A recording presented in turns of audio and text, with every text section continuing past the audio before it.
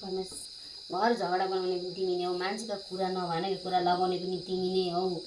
तिमीले जिन्दगीमा बाँस लिनौ, सन्चरले बस्नु दिनौ, खानु दिनौ।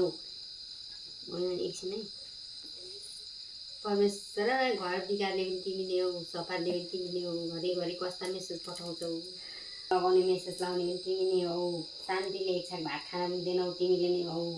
जान्छौ भने हमेसाको लागि जाऊ, तिमी कहिले घुरेर पनि नआऊ। पानी पनि चढाइदिन्छु म आजबाट, तिमीलाई बिदा दिन्छु हामी। परमेश्वरी तिमी जहाँबाट आएको छौ त्यहीबाट जाऊ। यो हाम्रो बुहारीले भनेको चाहिँ मोबाइललाई भने के मेसेज आएर अनि त्यहाँबाट आज भिडियो बनाउनु पर्यो मम्मी भनी लुन त बना भनेर। ला भात बिग्रेछ है, के तरकारी खानु। मेरो बुहारीलाई साह्रो झगडा लाग्यो अरे नि त कता कताबाट हो यो मोबाइलले, अनि त्यही भएर पुजे कि पुजैछि राम्रा न्युज ल्याउनु भनेर। अनि बुहारी चाहिँ यही हो, अनि यसैले हामी गरेको अहिले। यो मोबाइलले साह्रो झगडा लायो, यो पावर ब्याङ्कले, यो लाइटले।